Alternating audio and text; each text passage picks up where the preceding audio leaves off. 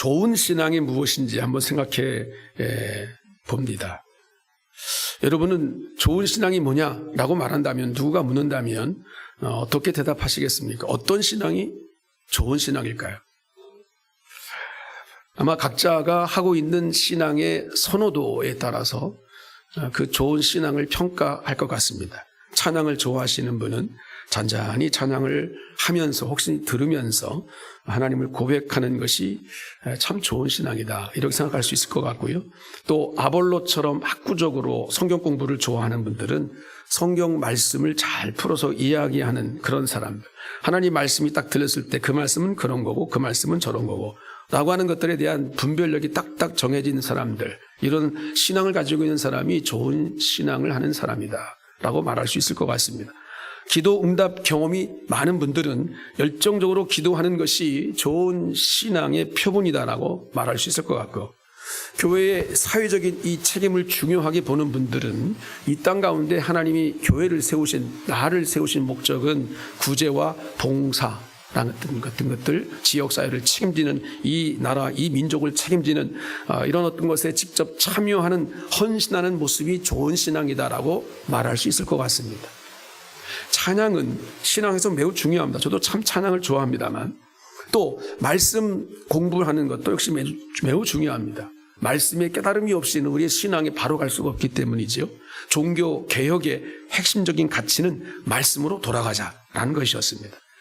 하지만 아무리 말씀을 잘 깨닫는다 하더라도 살아계신 하나님을 체험하지 못하면 무슨 소용이 있겠습니까? 하나님은 살아계신데 그 하나님이 살아계신지 그렇지 않은지, 나와 함께 하신지 그렇지 않은지 도대체 헷갈리는 사람들은 좋은 신앙을 가질 수가 없을 것입니다. 그래서 기도하면서 응답받고 체험하는 것, 이것이 굉장히 중요할 것 같습니다.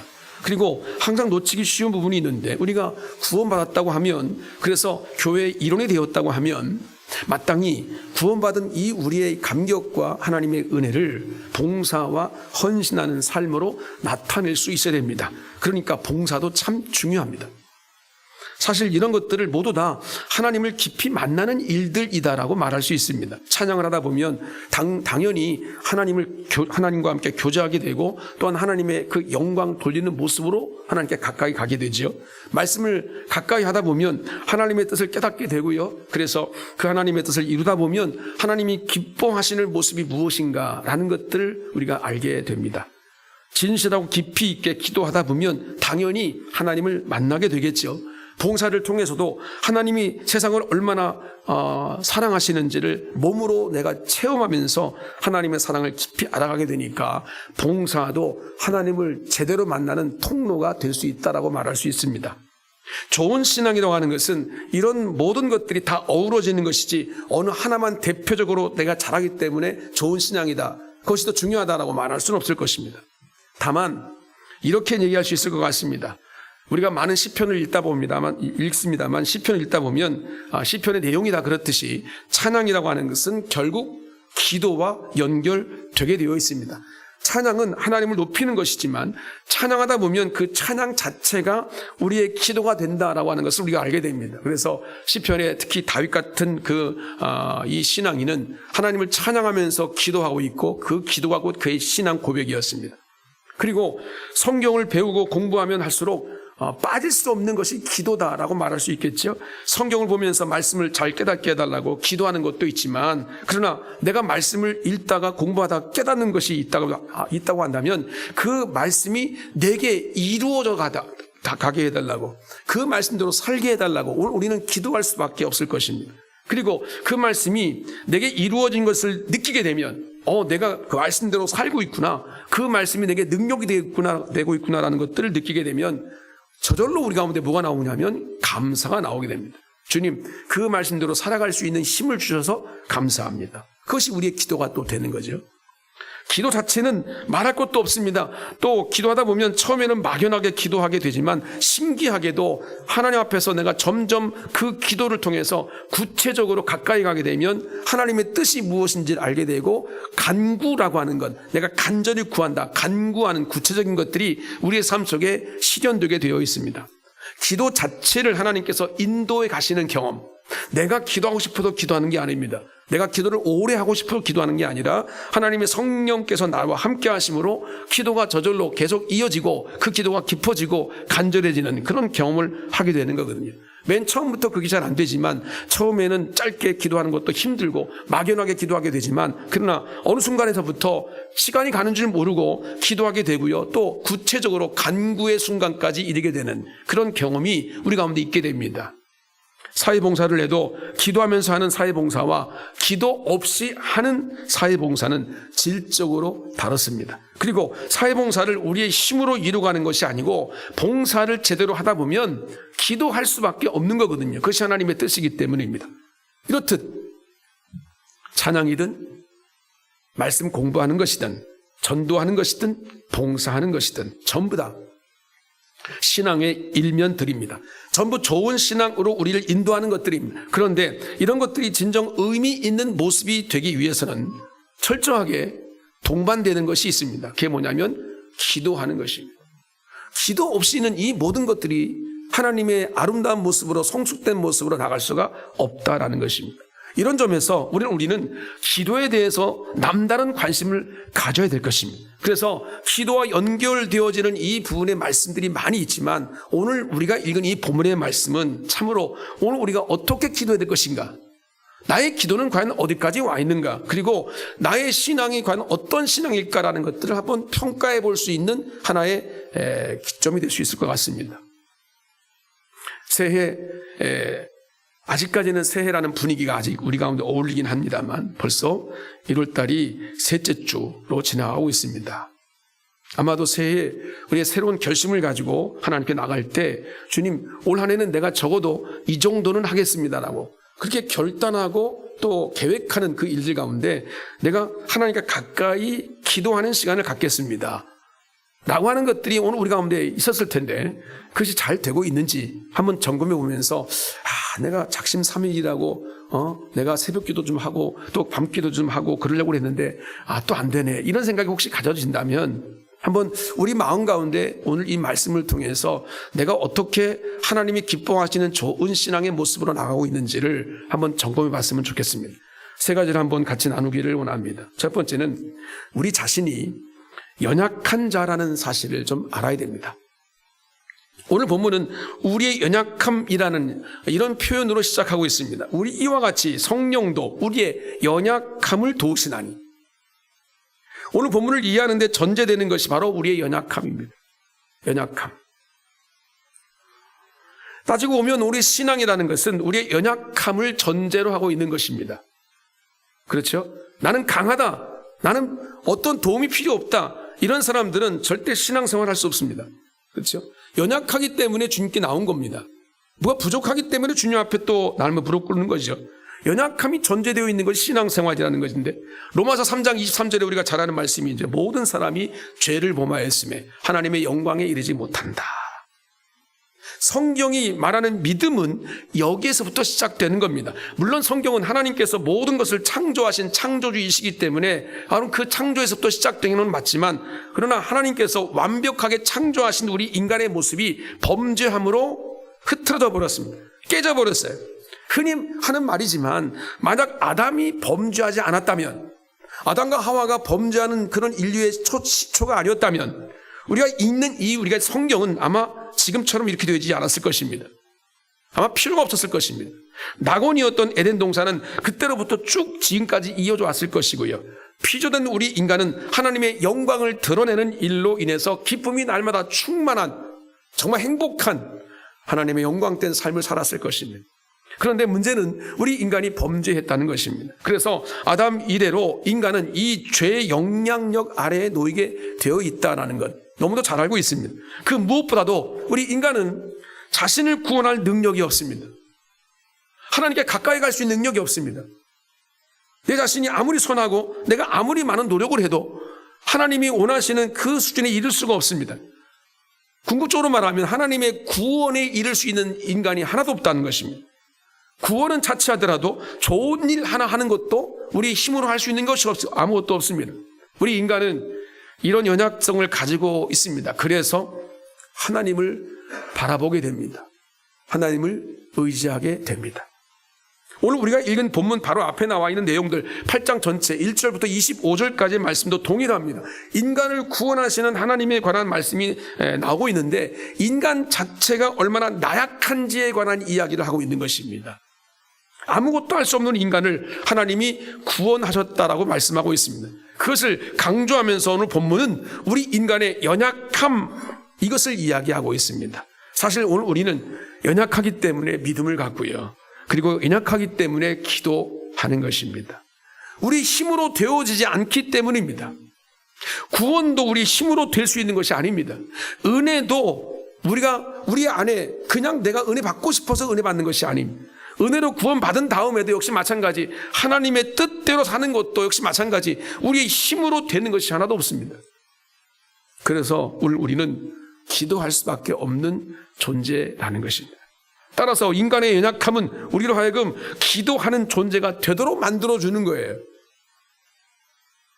절대적인 그런 어떤 이 명제는 아닙니다만, 기도하고 주님 앞에 무릎 꿇는 사람들 어떤 사람이냐면 강한 사람이 아닙니다.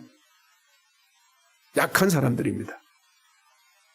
나 혼자 할 수 있다는 자신감이 넘친 사람들은 기도 안 합니다. 그렇죠? 그러나 나는 할 수 없어, 나는 도저히 내 힘으로는 아무것도 할 수 없어 라는 사람들이 기도합니다. 주님께 나옵니다. 내 자신을 하나님께 드립니다. 그리고 주님을 의지합니다. 그게 바로 기도입니다. 그러니까 우리 인간의 연약함은 우리로 하여금 기도하는 존재로 만든다는 이 사실은 너무도 아주 진리 같습니다. 그런데 오늘 한층 더 들어가 보면 오늘 우리는 기도할 수 있는 능력조차도 없다는 게 문제입니다. 오늘 말씀의 8장 26절 중간에 이렇게 말하죠. 우리는 마땅히 기도할 바를 알지 못하나. 우리 연약해서 마땅히 기도해야 하는데도 그게 믿음이고 그것이 우리가 살 길인데도, 그렇죠, 기도 안 하면 죽는데도, 그래 진짜 문제는 기도할 줄 모른다는 겁니다. 기도는 만능이라고, 기도를 해야 내가 살 수 있다고, 기도를 해야 주님의 은혜를 받을 수 있다고, 기도를 해야 주님의 뜻대로 살 수 있다고 그렇게 말하면서도 솔직히 오늘 우리 인간은 마땅히 기도할 기도가 어떻게 되어야 될지, 어떻게 하는 것이 주님이 원하시는 기도인지, 또 기도할 수 있는 힘도 내 자체로 내재되어 있지 않다는 것을 우리는 알게 된다는 거죠. 그래서 우리 인간은 먼저 나 자신을 제대로 알아야 됩니다. 그래야 좋은 믿음으로 나갈 수 있습니다. 나 자신은 연약해서 아무것도 할 수 없다는 것을 알아야 그때부터 시작이 되는 겁니다. 심지어 나는 기도조차 하지 못하는 상태, 그런 존재라는 사실을 우리가 알아야 됩니다. 이게 우리의 현실이라고요. 현실이 그렇다고요. 나는 내가 안 해서 그렇지 하면 기도 잘해. 내가 안 해서 그렇지 하나 하면 내가 주님 앞에 영광 돌릴 수 있는 무엇인지 할 수 있어.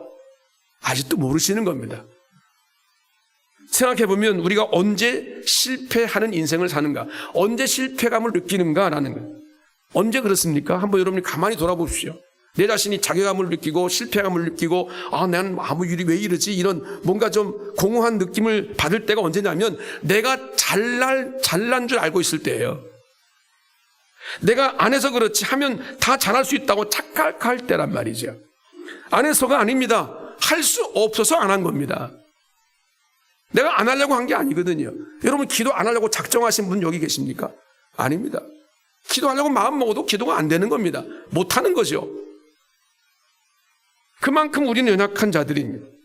이거를 우리가 발견할 수 있어야 된다는 거죠. 내가 연약하다는 것을 인정하지 못하면 우리 인간은 어떤 상태에 빠지냐면 교만에 빠집니다.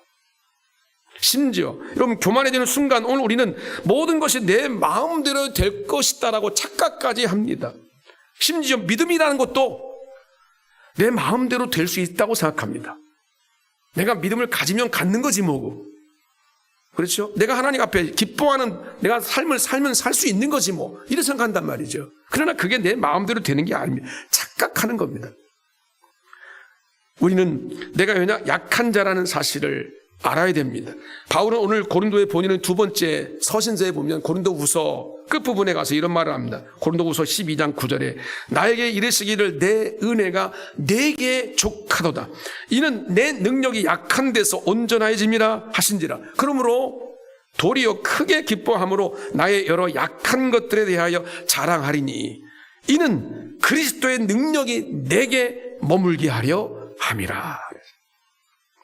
나의 연약함을 제대로 깨달아야 하나님의 은혜를 제대로 깨닫게 됩니다. 그럴 때 나의 약한 것들을 드러낼 수 있어요. 자랑할 수 있습니다.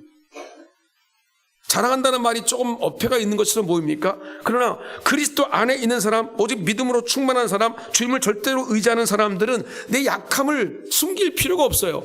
왜? 내 약하기 때문에 주님께 더 나가거든요. 내가 부족하기 때문에 주님을 더 의지하거든요. 그게 부족한 게 아니고 그게 창피한 게 아닙니다. 오히려 약한 그 자체가 곧 주님이 나와 함께 하시는 순간이고 주님의 능력이 내게 임할 수 있는 순간이기 때문에 오히려 약한 것들을 드러내야 내가 하나님의 은혜로 채워지는 것을 알기 때문에, 여러분 신앙생활은 바로 그런 것이다는 거죠. 이것을 깨닫는 은혜가 여러분 가운데 있기를 원합니다. 우리는 연약한 존재이다. 두 번째는 성령께서 말할 수 없는 탄식으로 우리를 위하여 기도하신다는 사실을 우리가 알아야 된다는 거죠. 우리가 인간의 연약함을 깨달으면서 알게 되는 중요한 것이 바로 이것입니다.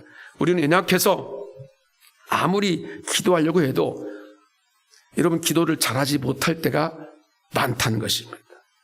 새벽부터 우리가 기도하면서 무장해야지, 적어도 새벽 기도를 일주일에 한두 번은 꼭 나와야지, 내가 수요일이나 금요 기도라도 한번 나와봐야지, 아마 여러분 생각은 좀 해보셨을 건데 전혀 달라지지 않았습니다.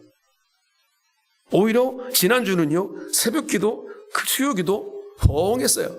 여러 가지 이유로. 이렇게 홍한 적이 제가 11년 동안 처음이에요. 제일 혼했어요. 소홀했어요, 교회가. 새벽도인데 그랬어요. 왜 그럴까요? 여러분들 아실 겁니다. 중언부언하게 되는 우리의 기도, 또 어제 한 기도, 오늘 하는 기도가 서로 연결되지 않는 우리의 모습, 제멋대로입니다. 내가 기도한다는 것 자체가 심지어는 하나님의 뜻과는 정반대되는 것들을 내가 기도하고 있는 모습을 발견할 때가 있습니다. 기도해야 한다는 것은 우리가 알아요. 그런데 기도가 잘 나오지 않습니다. 하나님이 원하시는 기도의 모습으로 따라가지 않습니다. 26절 중간에도 나오듯이 우리는 마땅히 기도할 바를 알지 못할 때, 그때가 너무 많다는 겁니다. 기도해야 한다는 것은 너무 잘하는데 제대로 기도하지를 못하는 것, 이것이 우리 현실이다.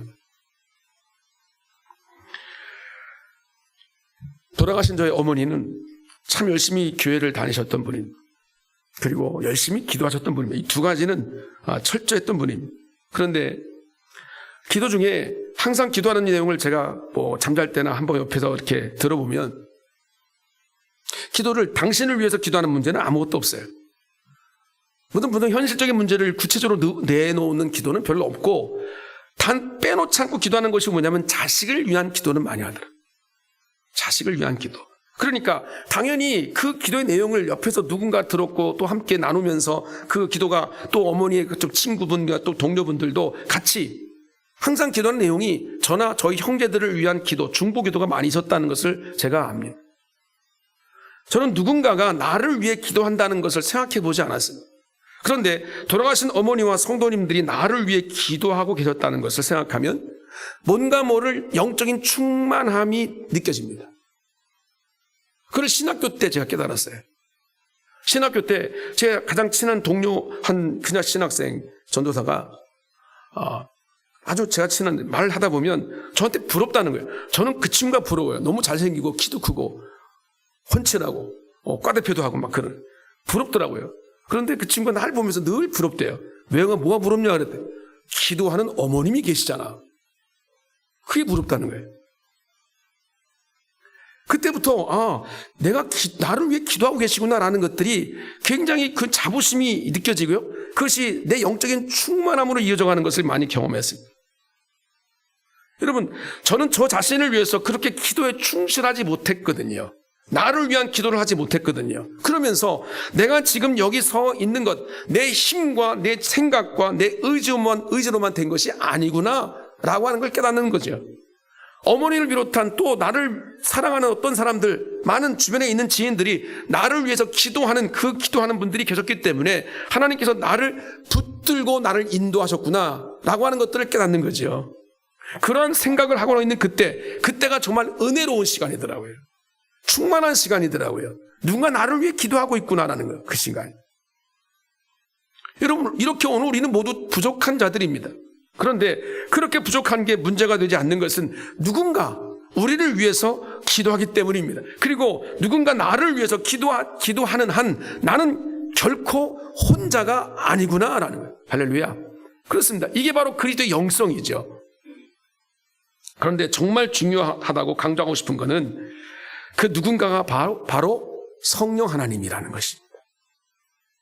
오늘 26절에 다시 한번 말씀 보면 이와 같이 성령도 우리 연약함을 도우시나니 우리는 마땅히 기도할 바를 알지 못하나 오직 성령이 말할 수 없는 탄식으로 우리를 위하여 친히 간구하시느니라 라고 말씀합니다.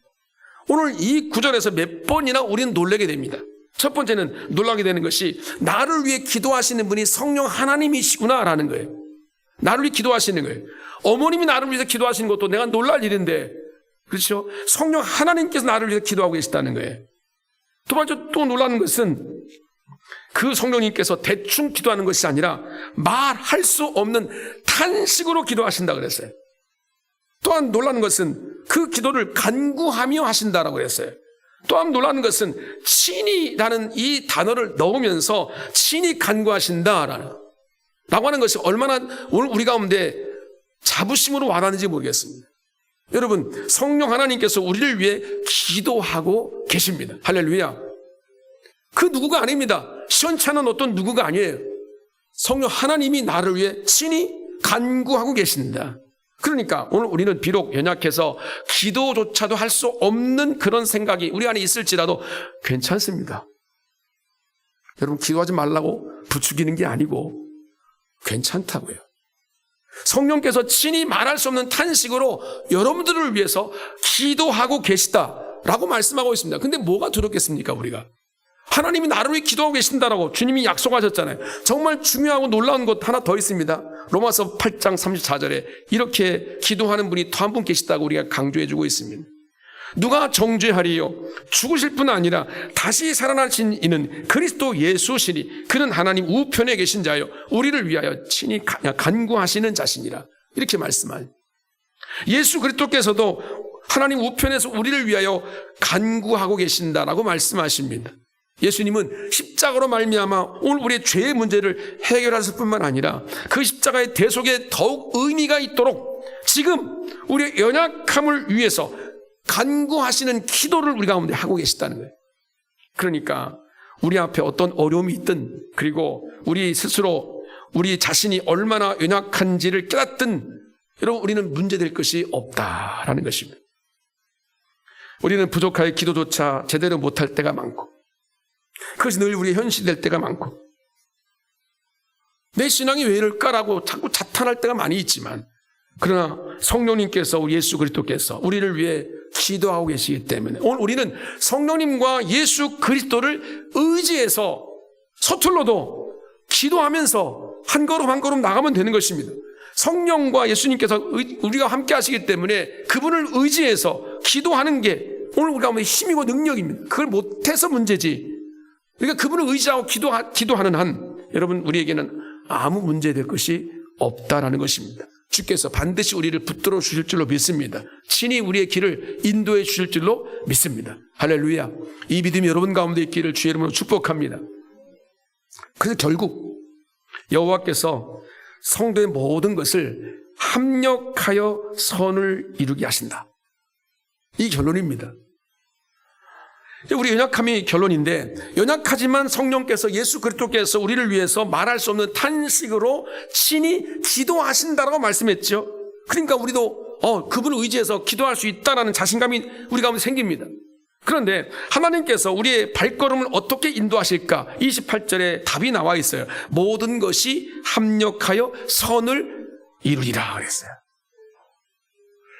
하나님께서 우리의 모든 것을 붙들어 주신다는 겁니다. 붙들어 주신다는 거예요. 오늘 우리가 연약하기 때문에 실패하는 것 있습니다. 오늘 우리가 부족하기 때문에 잘못 발걸음을 내딛는 것도 있습니다. 우리가 의지가 약해서 결단이 약해서 하나님의 뜻대로 그 뜻이 뭔지 알면서도 실천이 못할 때가 있습니다. 기도해도 되고 기도해도 제대로 된 기도조차도 못할 때도 있습니다. 내가 적어도 목사고 장로고 권사고 안수집사고 집사고 내가 적어도 직분을 가지고 있는데 이 정도 가지고 이게 되겠나 이런 생각이 들 때가 너무 많습니다. 그래도 기도하며 주님을 의지하고 나가면 주님께서 사랑하는 주님의 부름받은 온 우리의 실패와 잘못 내딛는 것까지도 전부 합력해서 결국은 선이 되게 하신다. 전능하신 하나님의 역사로 우리를 붙들고 인도해 주시겠다라고 약속해 주고 계신 것입니다.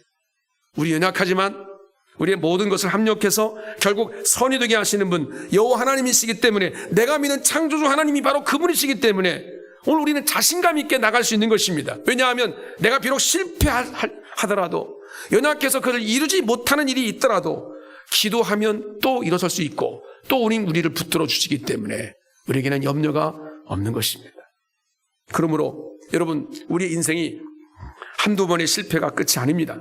그 실패마저도 그 어느 시점이 되면 선을 이루게 하신다라고 말씀하십니다. 그래서 확신 있게 우리에게 나갈 수 있도록 우리를 인도하시는 것입니다. 그래서 결국 우리가 이르게 되는 마지막이 어디라고 말합니까? 오늘 말씀이 30절에 말하죠. 우리를 정하신 그분이 우리를 부르셨고, 우리를 부르신 그분이 우리를 의롭다 하셨고, 그리고 우리를 의롭다 하신 그분이 바로 우리를 영화롭게 하신다. 이것이 바로 합력해서 선을 이루시는 하나님, 우리를 영화롭게 만드시는 하나님, 이것이 주님의 궁극적인 목적입니다. 우리를 영화스러운 아름다운 존재로 만들어가는 하나님, 그 하나님은 우리가 믿는 하나님이 좋으신 하나님이십니다. 말씀을 마치면서 앞에 사도 바울이 한 말을 다시 한번 생각해 봅니다. 고린도후서 12장 9절. 내 은혜가 너에게 족하다. 이는 내 능력이 약한 데서 온전해짐이라 하신지라. 그러므로 도리어 크게 기뻐함으로 나의 여러 약한 것들에 대하여 자랑하리니 이는 그리스도의 능력이 내게 머물게 하려 함이라. 오늘 우리는 오히려 우리의 연약함을 발판 삼아서 그 능력으로 나가는 것입니다. 연약함이 수치가 되는 게 아닙니다. 연약함이 이 상 가운데 루저로 그냥 빠지는 게 아니고 그 연약함을 발판으로 해서 주님께 나가는 것, 이것이 바로 신앙생활입니다. 기도하면서 나가는 자에게 하나님께서 모든 것이 합력하여 선을 이루게 하실 줄로 믿습니다. 2025년도를 시작한 지 3주째가 지나가는데 새로운 계획을 가지고 있었고 새로운 결심을 가지고 있었는데 올해만큼은 뭔가 의미 있는 일들을 이루어 보리라고 내가 그렇게 다짐했는데 과연 어떻게 되고 있는가 한번 돌아보면서 어느새 한 달이 채 지나지 않은 채 내가 결심한 것들이 아무것도 이루어지지 않고 무력하구나라는 그런 생각이 들 때, 나는 아무런 존재가 아니구나 그런 생각이 들 때, 그런 자괴감으로 절망하고 낙심하고 있을 때, 또 요즘 같은 오늘 우리나라 같은 경우에는 너무 시국이 어수선합니다. 혼란한 시대를 맞고 있습니다. 우리가 해야 할 일이 있다고 말씀 계속 드렸는데 우리 입술을 다물고 주님께 나가는 것입니다. 하나님, 이 민족 가운데 하나님이 무엇을 원하십니까? 라는 것. 우리 연약함을 주님께 내놓는 것입니다. 우리 민족이 이 정도밖에 안 된다는 생각을 주님께 내놓는 것입니다. 부끄러운 것이 아닙니다. 그리고 주님을 의지하는 거죠. 주님, 오늘 우리 자신에게 힘을 주시고 우리 가운데 함께 하신다고 약속하신 것처럼 하나님께서 이 민족 가운데 반드시 그렇게 함께 하시고 하나님의 인도하심으로 우리를 붙들어 주실 것을 믿습니다. 이것이 우리의 기도가 되어야 됩니다. 그런 기도하는 그리스도인들이 넘쳐나야 됩니다. 괜찮습니다. 여러 가지 많은 위기와 어려움들이 우리 가운데 놓여져 있지만 그러나 괜찮습니다. 하나님께서 반드시 우리를 그렇게 이끌어 주실 줄로 믿습니다. 우리의 이러한 연약함을 주님 앞에 내어놓고 주님을 의지하고 주님께 나아갈 때, 그리고 주의 선하신 능력을 내가 의지하고 나갈 때 주님께서 그 모든 하나하나의 구체적인 사안들을 모든 것을 모아서 분명히 선한 길로 인도해 주실 줄로 믿습니다. 주님의 자녀를 붙드실 줄로 믿습니다. 우리의 기도를 들으실 줄로 믿습니다. 그러므로 우리를 이 땅에 하나님의 사랑으로 무장되어져 있는 그리스도의 향기로 살아가게 하실 줄로 믿습니다. 우리의 연약함을 주 앞에 내어놓고 우리의 고백하면서 주 앞에 나가십니다. 하나님, 우리의 연약함을 도우시고 다시 한번 주님을 의지할 수 있는 믿음으로 우리를 세우시고, 그리고 주의 뜻이 아름답게 하나님의 선한 능력으로 나타날 수 있도록 우리를 축복하여 주시옵소서. 이 귀한 믿음으로 주 앞에 나가는 하나님 백성들의 시기를 주의 이름으로 축복합니다.